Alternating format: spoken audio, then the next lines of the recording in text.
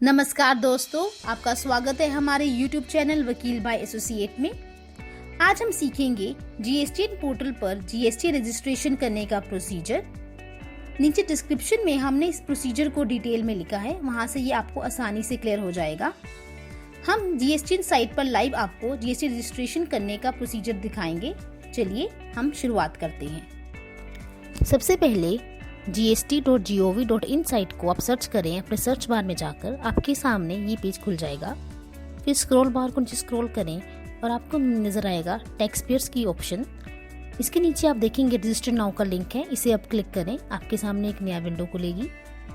यहाँ पे आप देखेंगे by default new registration select है। अब हम इस पेज को फिल करेंगे। सबसे पहले I am a tax payer आप यहाँ पर सिलेक्ट करें। नेक्स्ट आपके पास स्टेट और डिस्ट्रिक्ट एज पर जो आपके पास एड्रेस अवेलेबल है वो आप यहाँ पे फीड करें।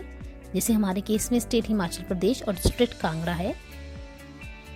आगे एक बहुत इंपॉर्टेंट पॉइंट है legal name of the business. ये वो नेम है जो हमने पैन कार्ड पे मेंशन्ड है। सिंस ये केस हमारा प्रोप्राइटरशिप का है तो इस पे प्रोप्राइटर का नाम हम यहाँ पे फिल करेंगे। अगर आपका केस कंपनी का है तो आपके पैन कार्ड पर आपकी कंपनी का नाम मेंशन होगा, वो आप यहाँ मेंशन करेंगे। पार्टनरशिप फर्म का केस है तो पार्टनरशिप फर्म का जो नाम है वो मेंशन होगा। अकॉर्डिंगली आपको वही नेम मेंशन करना है जो पैन पर मेंशन है। आगे हमने अपना पैन नंबर मेंशन कर दिया है। नीचे हम फिल करेंगे email ID and mobile number. आप प्लीज़ वही ईमेल आईडी और मोबाइल नंबर फीड करें जो आप इजीली असेस कर सकते हैं, क्योंकि इस ईमेल आईडी और मोबाइल नंबर पर ओटीपीज जाएंगे जो आगे जाकर हमने फिल करने हैं। ये हमने ईमेल आईडी और मोबाइल नंबर फीड किया। नेक्स्ट अब हम कैप्चा कोड फिल करेंगे। अब हम प्रोसीड करेंगे। प्रोसीड करने पे हमारे सामने एक नई विंडो खुली है। यहाँ पर मोबाइल ओटीपी और ईमेल ओटीपी मांग रहा है। मोबाइल के ओटीपी हम डाल रहे हैं। ये हमने मोबाइल ओटीपी डाला। अब ईमेल ओटीपी हम डालेंगे। अपनी ईमेल में जाएंगे। डू नॉट रिप्लाई @gst.gov.in से हमें ईमेल आईडी से ओटीपी आया है। ये ओटीपी हम यहाँ से नोट कर लेंगे और यहाँ पर फीड कर देंगे। अगर हमारे ओटीपी हमने करेक्टली एंटर किए हैं तो ये प्रोसीड करेगा और जनरेट करेगा टेम्परेरी रेफरेंस नंबर।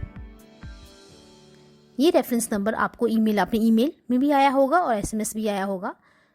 इस टेम्परेरी रेफरेंस नंबर को आप यहाँ पर कॉपी कर लें और अब हम प्रोसीड करते हैं। प्रोसीड करने पर आपके सामने देखिए एक नई विंडो खुली है। यहाँ पे by default temporary reference number selected है। यहाँ पर टेम्परेरी रेफरेंस नंबर को आप पेस्ट करें और कैप्चा कोड एंटर करें। Then we will proceed.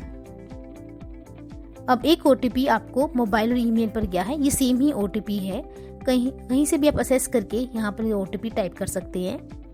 ये हमने टाइप करना शुरू किया अपना मोबाइल ओटीपी। फिल करने के बाद हम प्रोसीड करेंगे।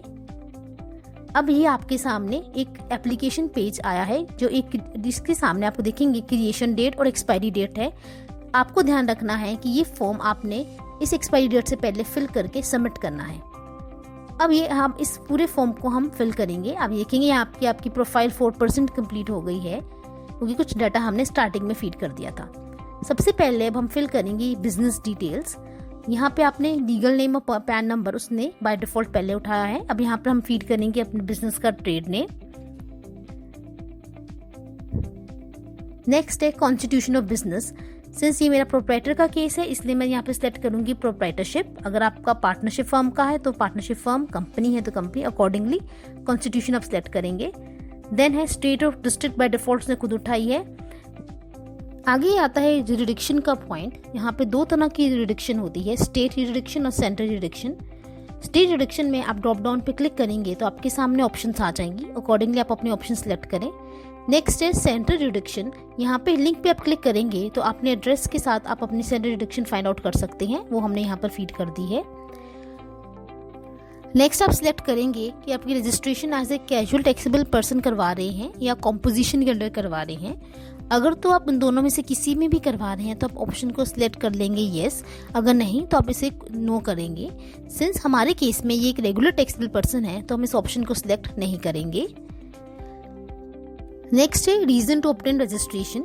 हम रजिस्ट्रेशन क्यों करवा रहे हैं। जब आप इसकी ड्रॉप डाउन में क्लिक करेंगे तो आपके सामने कई ऑप्शंस खुलेंगी, जैसे ऑन वॉलंटरी बेसिस हम रजिस्ट्रेशन ले रहे हैं, इंटरस्टेट सप्लाई है, या हम ई कॉमर्स ऑपरेटर हैं, जहाँ क्रॉसिंग द थ्रेशोल्ड लिमिट है। जो ऑप्शन आपको बेस्ट सूट करती है अब वो सिलेक्ट करें। जैसे मेरे में क्रॉसिंग द थ्रेशोल्ड लिमिट है, मैंने वो सिलेक्ट किया। देन आगे है date of commencement of business, जिस डेट को मैंने अपना बिजनेस कमेंस किया मैं वो डेट यहाँ पर सिलेक्ट करूँगी।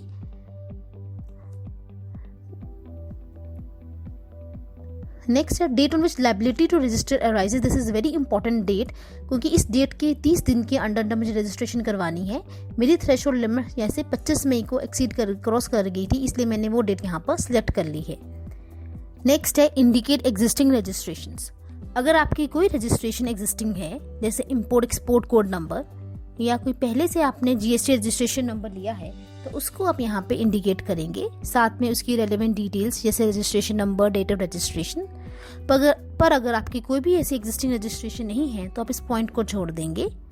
इसके करने के बाद हम आगे चलेंगे सेव एंड कंटिन्यू। अब आप देखेंगे आपका first point business detail option highlight हो गया है और आपकी प्रोफाइल भी 20% कंप्लीट हो गई है। अब हम आगे का फॉर्म फिल करेंगे। सबसे पहले हम फिल करेंगे डिटेल्स ऑफ प्रोपराइटर। इसमें हम फिल करेंगे पर्सनल इन्फॉर्मेशन, जिसमें first name, last name, name of father, date of birth, mobile number, email address, gender. इसमें आप एक चीज़ का ध्यान रखिएगा कि मोबाइल नंबर और ईमेल एड्रेस वही हो जो आपका आप इजीली असेस कर सकते हैं। और एक चीज़ ये है कि ये सिंस हमारा केस प्रोपराइटर का है तो इसमें खाली एक ही पर्सन की इन्फॉर्मेशन मांगी जाएगी जो है प्रोपराइटर। अगर आपका केस डायरेक्टर्स का हो, कंपनी का केस होगा, तो उसमें ईच एंड एवरी डायरेक्टर की इन्फॉर्मेशन आपको यहाँ पे फिल करनी है। उसी तरह अगर आपका पार्टनरशिप का केस होगा तो आपको हर एक पार्टनर की यहाँ पे इन्फॉर्मेशन फीड करनी है। इसमें हम अभी फीड कर रहे हैं इनकी पर्सनल इन्फॉर्मेशन। इसमें इनकी हमने डाली है डेट ऑफ बर्थ, ये है 19 सितंबर 1986। ठीक है, आगे हम डाल रहे हैं मोबाइल नंबर, देन हमने डाला अब ईमेल आईडी।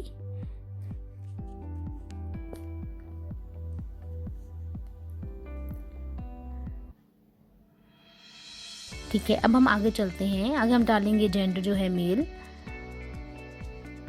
देन अब आगे है आइडेंटिटी इंफॉर्मेशन। इसमें जैसे हमारा केस प्रोपराइटर का है जस्ट, तो इसमें हम डालेंगे प्रोपराइटर। अगर ये हमारा केस पार्टनरशिप फर्म का होता तो हमने यहाँ पे पार्टनर टाइप करना था। कंपनी के केस में हमने यहाँ पे डायरेक्टर फीड करना था। अब इससे आगे हमें डायरेक्टर, आप देखेंगे डायरेक्टर इन्फॉर्मेशन नंबर भी है, वो भी हमने कंपनी के केस में फिल करना है। देन हमने फीड कर रहे हैं हम आधार नंबर। अब उसकी सेल्फ डिक्लेरेशन पर हम टिक करेंगे। देन आगे है रेजिडेंशियल एड्रेस की इन्फॉर्मेशन। जो एड्रेस आपका आधार कार्ड के ऊपर मेंशन्ड है वो आप यहाँ पर फिल कर ले।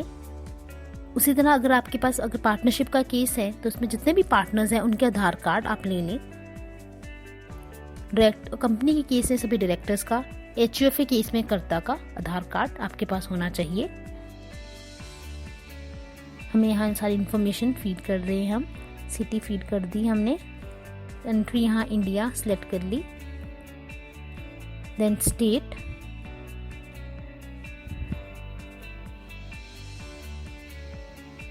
Then district, then pin code.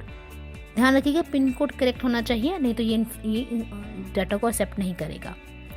Then आगे हमने डॉक्यूमेंट अपलोड करना है। इसमें JPG फॉर्मेट में आपकी पासपोर्ट साइज फ़ोटो होनी चाहिए और उसका साइज़ 100 KB तक ही हो।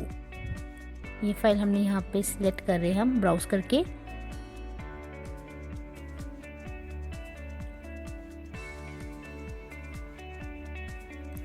पार्टनरशिप के केस में सभी पार्टनर्स की पासपोर्ट साइज फ़ोटो हो, डायरेक्टर्स के केस में कंपनी के केस में सभी डायरेक्टर्स की फ़ोटो। नेक्स्ट है अदर इन्फॉर्मेशन में, is this person your authorised signatory?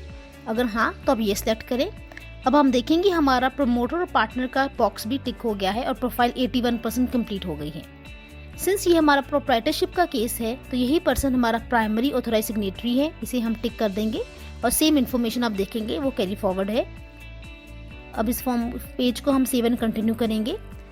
Next है डिटेल्स ऑथराइज्ड रिप्रेजेंटेटिव। अगर ये ऑथराइज्ड रिप्रेजेंटेटिव है तो येस, अदरवाइज आप इसे छोड़ दें। सेव एंड कंटिन्यू करें। देन आगे है बहुत ही important details of principal place of business. इसमें हम बिजनेस प्रेमिसेस का एड्रेस फीड करेंगे।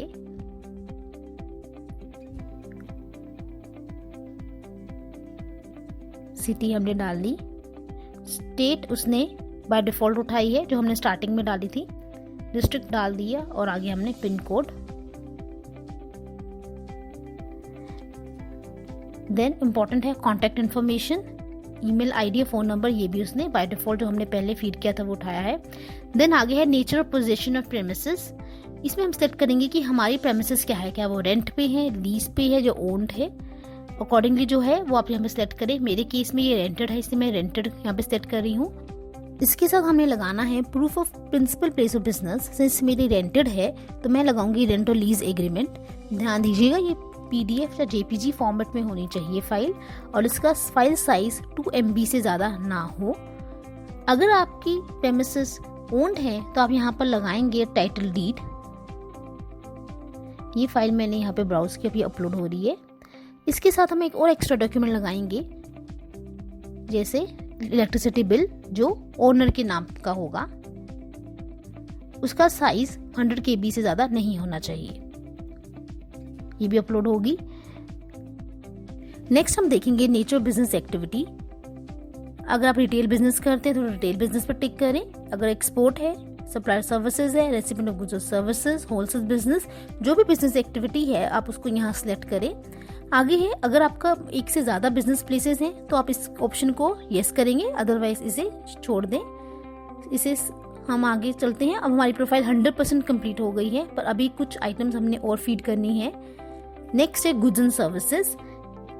अगर आप गुड्स में डील करते हैं तो आप यहाँ पे इंफॉर्मेशन फीड करेंगे। अगर आप सर्विसेज में डील करते हैं तो आप सर्विसेज पे क्लिक करके वहाँ पर सर्विसेज सिलेक्ट करेंगे। जो भी गुड्स में आप डील करते हैं उसका HSN कोड आप यहाँ पर डालेंगे। आपके पास ऑप्शन ड्रॉप डाउन में ऑप्शंस आएंगे, आप इसे सिलेक्ट कर सकते हैं।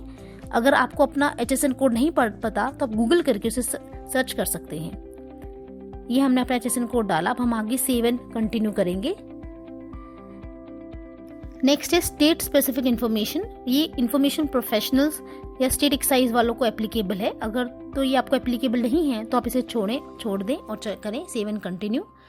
एंड में हम आगे हैं फॉर्म के, यहाँ पे वेरिफिकेशन हम करेंगे। नेम हमने डाला, प्लेस हमने डाल दी। अब आप इस फॉर्म को सबमिट कर सकते हैं डिजिटल सिग्नेचर के थ्रू, ई सिग्नेचर के थ्रू जिसमें आपका रजिस्टर्ड मोबाइल नंबर यूज होगा, या EVC के थ्रू जिसमें आपको रजिस्टर्ड मोबाइल नंबर या ईमेल आईडी का OTP यूज होगा। हमें उम्मीद है आपको GST रजिस्ट्रेशन का प्रोसीजर समझ आ गया होगा। कोई भी डाउट हो तो कमेंट बॉक्स पर जरूर लिखिएगा।